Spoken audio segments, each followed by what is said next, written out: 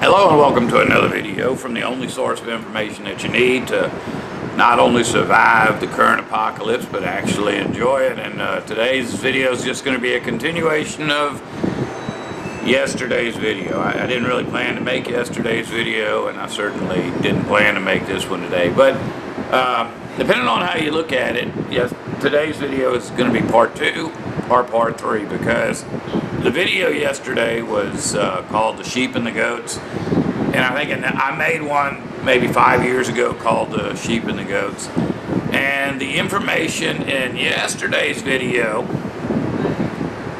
contradicts the information in the video I made a few years ago. So what's changed? Kind of nothing's changed, but it's kind of like everything's changed. And back when I said that, when I made yesterday's video, I said that the sheep and the goats represented Adam and Eve's family as opposed to the families of all the other humanoids on the planet. If you don't know what I mean by that, you really need to go back and watch part 1, because otherwise this is going to be probably completely confusing. But the video I made years ago, in that video I said that the sheep and the goats were the humans and the demons. And yeah, they contradict each other.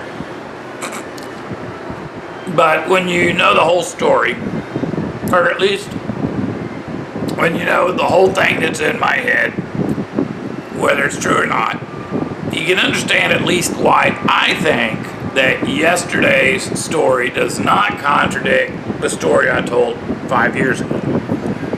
But I do feel like I need to make this video, because really, if you watch both videos, you're going to think I really don't know what I'm talking about. I believe that in the very beginning, when God created Adam was different. I kind of thought at one time maybe Adam was possessed by an angel, and then I started thinking recently that probably Adam was an angel. I mean, when he was first here on the earth, maybe they didn't call him an angel, but he was different from everybody else. And at the very least, I believe that when Adam died, he came back as an angel. You know, just like Jesus. When Jesus was here, he could do miracles. When he came back, he could still do miracles, maybe even more powerful miracles than the first time. But if you look at the story of Jesus casting out legion, you know, it's like a legion of demons.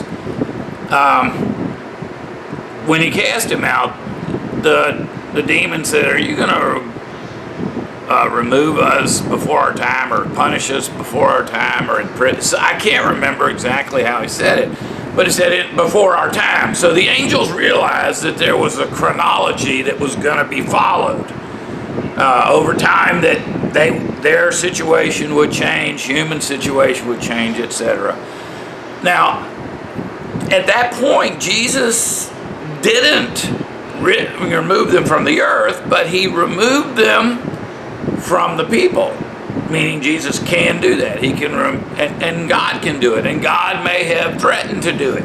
The angels may believe that they're under the threat of death, but they may already know that they simply get cast out. They may know everything. I don't know.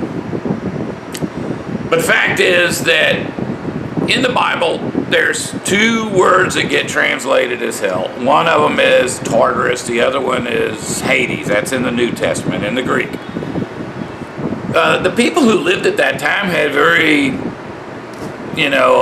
they understood what those places were, and they were not the same. So it's kind of wrong for the Bible translators to translate those 2 words as hell, when in fact they're different words. But the Hades, it just means the realm of the dead. And I really don't think at that time anyone thought that it was a place of burning torment, because the stories are like a soap opera or something. You know, if you go read it, Hades was actually the god of the dead. He wasn't a place. But by association, he was a place because when the Bible says that somebody was in Hades, it meant that they were in that realm ruled over by that particular god. That's what everybody would have thought. Now, if we look at the story of the prodigal son, and I know these all seem like they're kind of unrelated, but they're not. These two brothers, one is a good brother, one's a bad brother. The bad brother says, I want my inheritance. The father says, it's not time for your inheritance. So once again, we got that element of a certain chronology has to be followed, and the prodigal son's not following that chronology. But he gives him his inheritance. He goes off. He wasted. I think everybody knows the story. Then he says, well, I can at least go back to my father as a slave or a servant or whatever. So he goes back to his father, and his father welcomes him back with open arms and, puts a cape over, coat or whatever over on his shoulders and kills a fatted calf. So the story, I think, is about Jesus and Satan. In fact, I'm not going to say I think it. I know it. And Jesus is the good son. Satan's the bad son. Satan goes off and destroys his inheritance. Well, that's basically what has happened to us. But in the story, the prodigal son comes back, and in the book of Revelation, it says that Satan would be removed, and Jesus would rule for 1,000 years, and then Satan would return for a while. So I really think that goes along with the prodigal son, that Satan is going to be removed from the earth, but that he will be coming back to the earth. Now, like I said, Legion, he thought that maybe he was going to be removed from the earth, I think. But instead, Jesus simply removed him from the humans. I don't know exactly how all that relates, but there is the possibility that there will always be fleshly demons, but maybe they just have to go somewhere and go through this process again. It gives it a specific time frame, like 1,000 years. So, maybe 1,000 years of starting all over and, seeing what they do, and then depending on what they do, bring them back, and we're all one big happy family again. Oh yeah, the point I was trying to make from the very beginning is that this is all related. Whether the spirit, the demon, or angel, or whatever is removed from the person, or whether the different kinds of people are simply separated from one another, or if I don't know. I know there's going to be a separating. I know it involves the family of Adam and Eve versus all of the other families. I really believe that Adam and Eve are separated out because they are where the angels came from. It's that family line. They're the only ones that can be in the realm of the dead gods, Tartarus. Yeah, I finish talk? I probably didn't even finish talking about that. But anyway, here I am getting myself confused again.